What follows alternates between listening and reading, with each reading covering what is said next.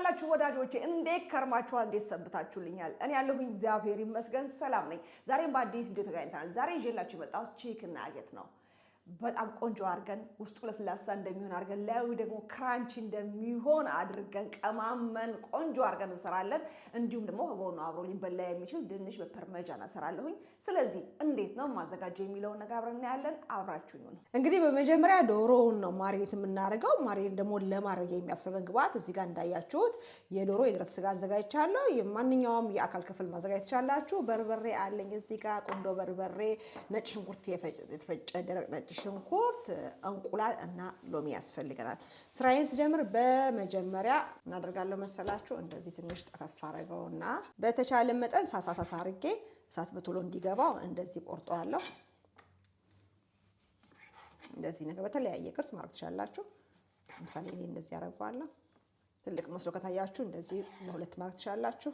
በእንደዚህ አይነት መልኩ ስጋውን ካዘጋጀን በኋላ ስጋውን ወደ ጎን ዞር እናደርግና ምን እናደርጋለን መሰላችሁ እዚህ ጋር ያዘጋጀሁት እንቁላል አለኝ።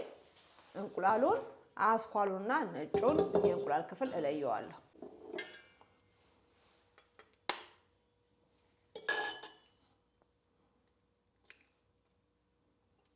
እንደዚህ እናደርግና ነጩንና አስኳሉን እንለየዋለን።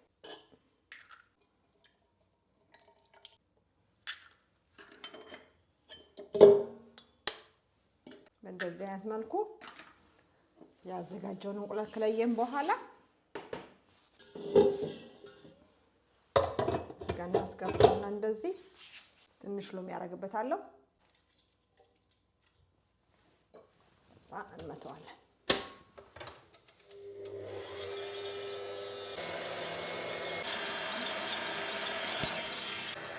ልክ በዚህ ሁኔታ ፍላፊ ሲሆንላችሁ ቆንጆ ማሬንግ ሰራችሁ ማለት ነው። አሳያችሁ ታያችኋል። እዚህ ላይ እንደዚህ ተንጠልጥሎ ሲቀር ተጣብቆ እቃው ላይ ሲቀር የዛን ጊዜ በቂው ነው ማለት ነው። ከዛ እኛ ምን እናደርጋለን መሰላችሁ እዚህ ጋር ከታትፈን ያዘጋጀነውን ዶሮ ላይ እዚህ ጋር ያዘጋጀነውን ደግሞ ቅመም እናደርግበታለን። እንደዚህ ነጠል ነጠል አድርገን ሁሉም ስጋ ቅመም እንዲደርሰው እንደዚህ ንስንስ እናደርግበታለን። ነጭ ሽንኩርቱን ከዛ በርበሬ እናደርግበታለን። በደንብ ነው የሚይዘው፣ ምክንያቱም ውሃውን በደንብ አድርገን በማር ቤታችን ወረቀት ስላደረቅ ነው እላው ላይ ይጣበቅበታል። በእንደዚህ አይነት ሁኔታ ቆንጆ በርበሬያችንና ነጭ ሽንኩርቱን ካረግን በኋላ እንደዚህ ልውስ እናደርገዋለን። እንደዚህ ከለወስነው በኋላ እንወስድና እዚህ ያዘጋጀነው ማሬን ውስጥ እንጨምረዋለን። እንደዚህ አይነት መልኩ እናስገባዋለን። ከዛ በስፓቱላችን እንደዚህ ልውስውስ አድርገን ውስጡ ቁጭ እናደርገዋለን። ከቻላችሁ እንደ ማታ አድርጋችሁት እንደ በነጋታው ብትጠብሱት ቆንጆ ነው። ካልቻላችሁ ግን ከ4 ሰዓት እስከ 6 ሰዓት ቢቆይ ቆንጆ ሆኖ ማርቤት ይሆንላችኋል። ስለዚህ እኛ ምን እናደርጋለን እንደዚህ ክድ እናደርገውና አሁን ምን አደርጋለሁ መሰላችሁ ፍሪጅ ውስጥ ከተዋለሁ። ከዛ በኋላ ነገ ለምሳ እጠብሰዋለሁ።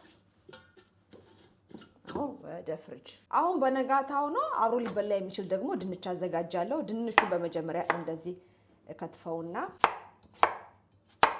እንደዚህ ነገር ኦቭን ውስጥ የምንከተው ለማንኛውም በእንደዚህ አይነት መልኩ እናዘጋጀዋለን። ከዛ ውሃ ጥጃለሁ። ውሃው ሲፈላ ለ8 ደቂቃ ያክል አበስለዋለሁ። ከዛ በኋላ ደግሞ ያለውን ሂደት የማሳያችሁ ይሆናል። በእንደዚህ አይነት መልኩ ካስተካከልነው በኋላ እንደነገርኳችሁ ብረቀቅለዋለሁ። ብረት ድስት ውስጥ እንጨምረውና መፍለቅለቅ ከጀመረ በኋላ ነው 8 ደቂቃ የምቆጥሩት። ከዛ በላይ አታብሱት ኦቭን ውስጥ ስለምንከተው በጣም ደግሞ ሙክክ እንዳይልባችሁ። እዚህ ጋር አሁን ምን እናደርጋለን መሰላችሁ ድንቹን የምንቀመምበትም ቅመማ ቅመም እናዘጋጃለን። እንደዚህ ጨው እናደርጋለን፣ ነጭ ሽንኩርት እናደርጋለን፣ በርበሬ የሚያክል እናደርጋለን። ከዛ ቆንጆ በርበሬ፣ ከዛ ፓርሜጃና ሪጃኖ እንዲህ እናደርጋለን። ከዛ አብረን ልውስ እናደርገዋለን። እንደዚህ ካደረግን በኋላ እዚህ ጋር 8 ደቂቃ የቀቀልነውን ድንች እንደዚህ እንወስድና በደንብ ሆነ አጥንፈን እንደዚህ እናደርገዋለን። ከዛ ዘይት እናደርግበታለን። ኦሊቭ ኦይል እንደዚህ ያደርግበታለሁ ከላይ በደንብ እንዲያጣብቅልኝ። ለጣዕም አንድ ላይ ኦፍኮርስ እንፋሎታለሁ ያጣብቃል፣ ግን ደግሞ ለጣዕሙ በጣም አሪፍ ጣዕም ስለሚሰጠው በእንደዚህ አይነት መልኩ ካደረኩ በኋላ እለውሰዋለሁ። ድንችን በእንደዚህ አይነት መልኩ መስራት ከጀመራችሁ መጥበስ ታቆማላችሁ። ከዛ ወስደን እዚህ ያዘጋጀነው ትሪ ላይ ግልብጥ እናደርገዋለን። ከዛ እዚህ ላይ ዝርር አድርገን ወደ ኦቨናችን ከተዋለን። እዚህ ጋር ካለ ሌላ ፐርሜጃና እላው ላይ እናደርግበታለን። ፊኒቶ። አሁን ወደ ኦቨን ላይ እናደርግበታለን። ይበቃል። አሁን ኦቨናችን ውስጥ እንክተት። ከ10 ደቂቃ በፊት ኦቨን አሞቅ ያለው። ከዛ ይሄንን ማሪኔት ያደረግነውን ዶሮ እናመጣና እዚህ ጋር የዳቦ ፍርፋሪ ያለኝ እንደዚህ አደርገዋለሁ። ከዚህ ውስጥ እያወጣሁኝ እዚህ ጋር አደርገዋለሁ የዳቦ ፍርፋሪው ላይ በደንብ አድርገን ልውስ እናደርገዋለን የዳቦ ፍርፋሪውን። ከዛ እዚህ ጋር ፍርፋሪ ብቻ እናደርግና በእጃችን ታያችኋል እንደዚህ እናደርጋለን። ለተጨማሪ ሰዓቱን በመካከለኛ ሰዓት ነው የምታረጉት፣ ምክንያቱም ከላይ እንቁላሉ ተለብልቦ ውስጡ ሳይበስል እንዳይቀርባችሁ። ይሄ ደግሞ እስከሚበስል እኔ የቀረውን እዚህ ጋር ለውሳለሁ። በእንደዚህ አይነት መልኩ አብስየዋለሁ። ትንሽ ጠፈፍ እናደርገዋለን። ከዛ ያዘጋጀነው ሳህን ላይ እንገለብጣለን እንደዚህ። ከዛ ልክ እንደቀድሞ እንዳንቃጠል እዚህ ጋር እንዳይፈናጠቅብን ይሁን ያዘጋጀነውን ዶሮ እንደዚህ እናደርግና ጠብሰን እንጨርሳለን። ይሄ መጥበሻ እንዴት ስራ እንደሚያቀል ብታየው በእውነት። አሁን በመጥበሻ ቢሆን በቃ እያንዳንዱን እየገለበጠ ምናምን ነበር አይደለ?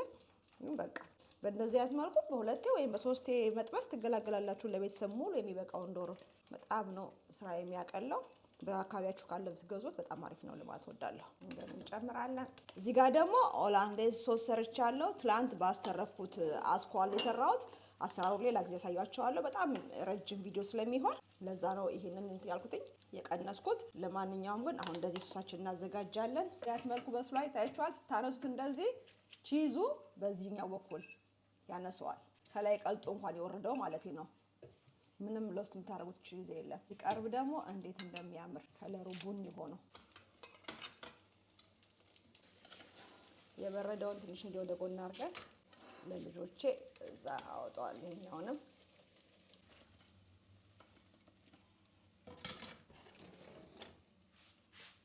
ከዛ ጨው ትንሽ እናደርጋለን። ፊኒቶ ለልጆቼ የበረደውን እዚህ ጋር እንደዚህ አወጣላችኋለሁ። እንደዚህ ለኛ እንደዚህ። አሁን ደግሞ ቀምሼ ልንገራችሁ። ሶሱ ደስ አይልም?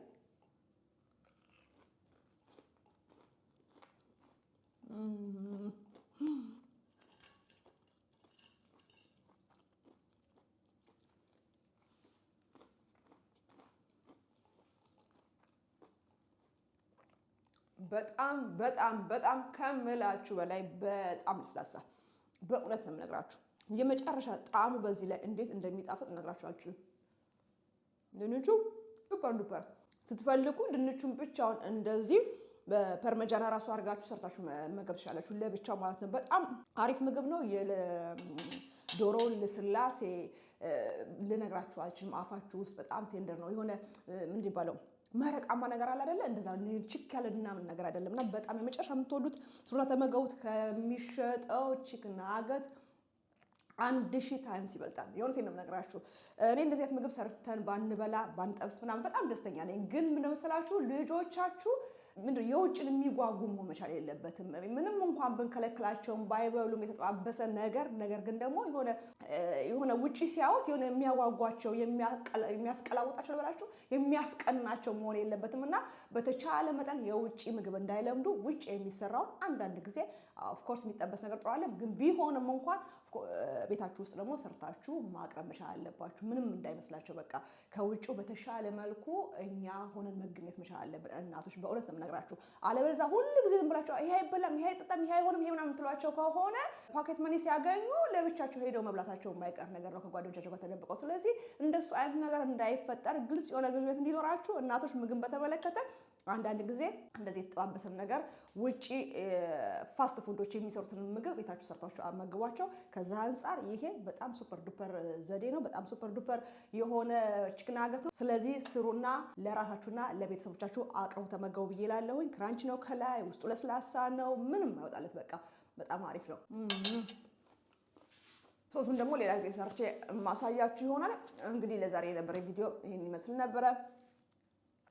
አዲስ ሆናችሁ ቻናሌን ከወዳችሁት ሰብስክራይብ ማድረጋችሁ እንዳረሱ፣ እየሰራሁትን ደግሞ ካደነቃችሁ በላይ ፍቅራችሁን ገለጹ።